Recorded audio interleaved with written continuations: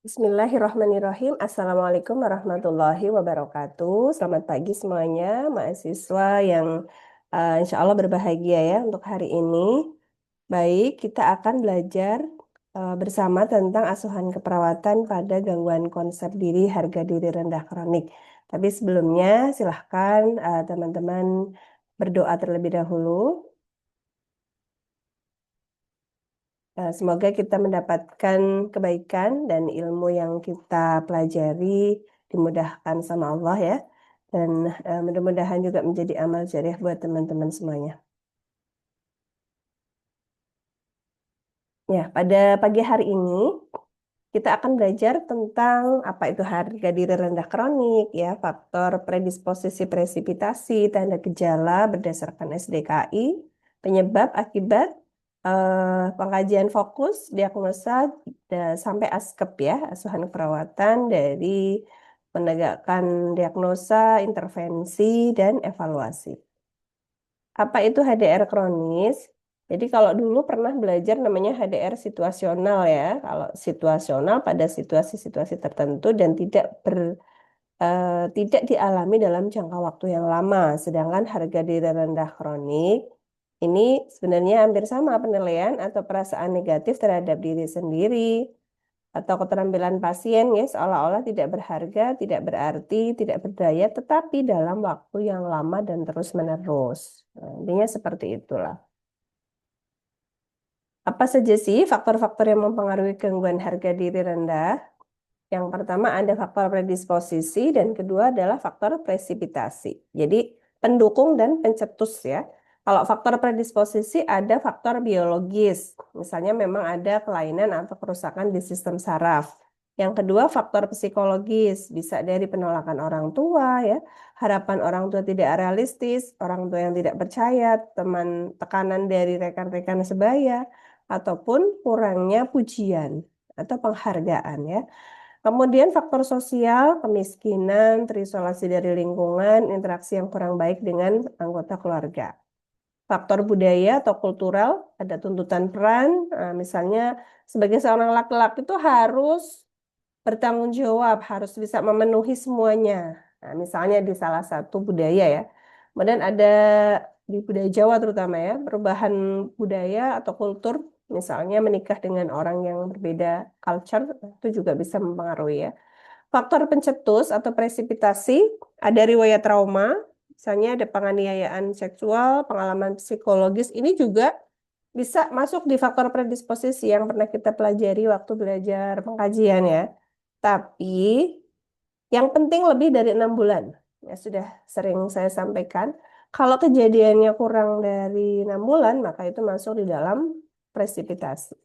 Ketegangan peran, ya misalnya ada peran yang tadinya belum menikah menjadi setelah menikah jadi seorang ibu, seorang istri yang dia kaget ya dengan posisi peran pergantian perannya.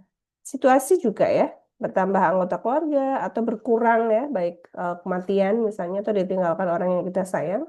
Transisi peran sehat sakit yang tadinya sehat ya menjadi sakit, baik dari perubahan bentuk, ukuran maupun penampilan maupun fungsi dari tubuh seseorang.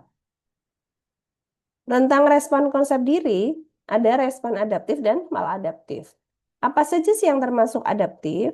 Seseorang yang memiliki respon konsep diri yang adaptif atau yang baik, yang positif, itu yang paling tinggi adalah aktualisasi diri. Kita bisa eh, menunjukkan bahwa kita memiliki kemampuan lebih untuk melakukan sesuatu. Misalnya Anda sebagai seorang perawat, lulusan nurse tapi kerjanya tidak sesuai. Itu mungkin secara aktualisasi diri kurang ya.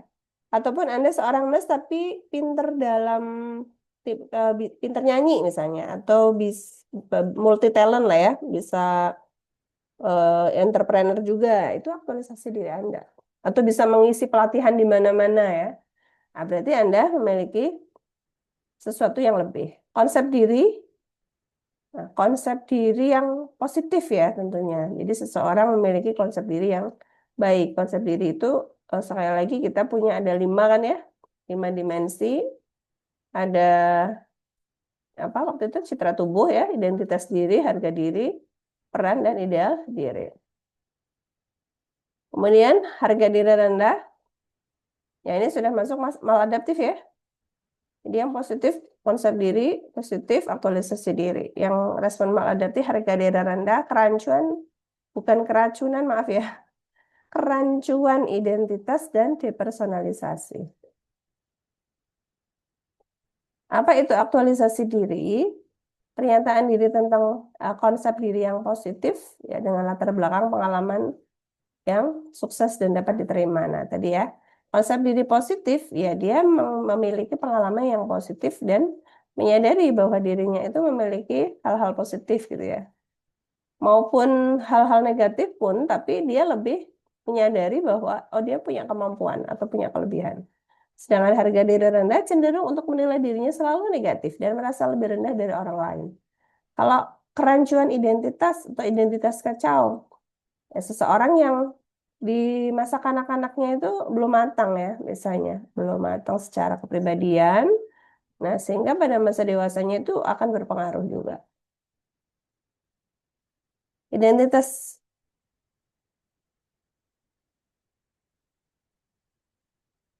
oh, sebentar, ini yang terakhir adalah depersonalisasi ya. Depersonalisasi itu tidak bisa, ini diri sendiri. Ini salah ya, harusnya yang kelima, depersonalisasi tidak mengenali dirinya sendiri. Penyebab harga diri rendah ada terpapar situasi traumatis, kegagalan berulang, kurang pengakuan dari orang lain ya, tidak efektifan mengatasi masalah kehilangan, ada gangguan psikiatri.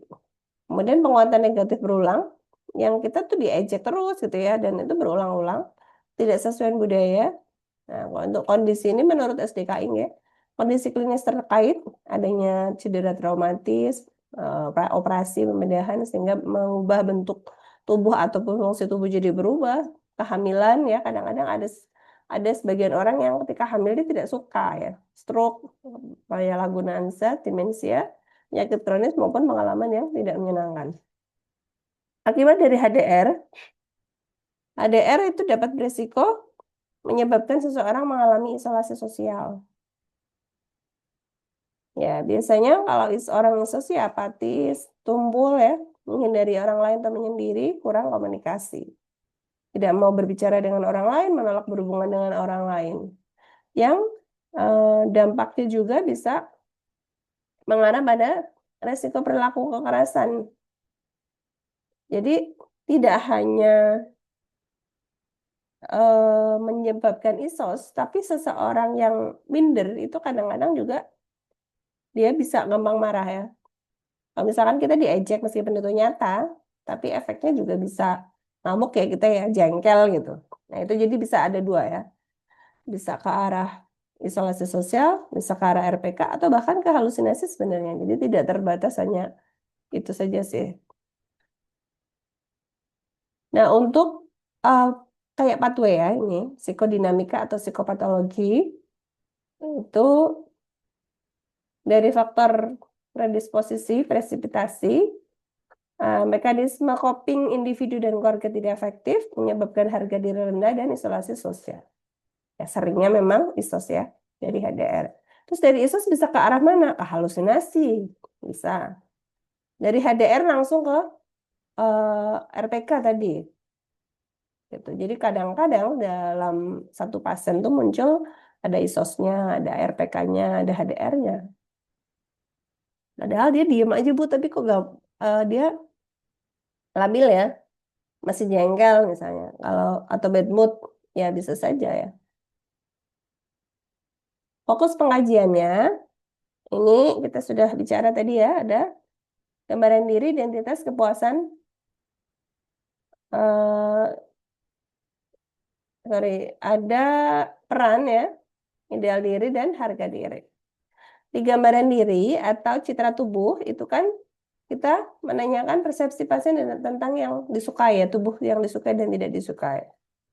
Kalau identitas diri, status posisi ya, belum dirawat, status pernikahan, status sebagai laki-laki perempuan, status pekerjaan dan pendidikan. Oke, perannya apa? Tugas yang diemban dalam keluarga, dalam lingkungan, ideal tuh harapan ya. Harga diri itu Ya, sebenarnya penilaian diri kita dan kehidupan kita. Atau bagaimana sih kita merasa dihargai orang lain. Misalnya pasien merasa tidak dihargai, merasa berbeda, merasa minder. Nah, itu masuk di harga diri.